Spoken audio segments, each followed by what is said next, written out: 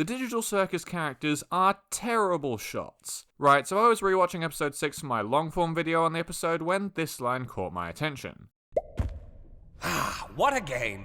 Who knew Pomni could be such a sharpshooter? But how true is this really? To find out, I went and counted every single shot each character both took and hit to measure their hit rate as a percentage. Jax starts the game off with 10 consecutive hit markers before absolutely tanking his score in the darkened room and the long hallway. For only using single-shot pistols throughout the entire game though, he gets a very high number of hits and the most total damage out of anyone in the game. Like Jax, Pomni starts off strong but throws a lot of her good work away in the dark room, which is ironically the part that Kinga gives her credit for. She still has a pretty good shot in comparison to the rest of the crew and lands 4 hits with 1 bullet here to up her numbers. Ragatha only fires a single shot in the entire episode, and it isn't even really a shot. It's just a bang flag that for some reason is a weapon that was included in this game.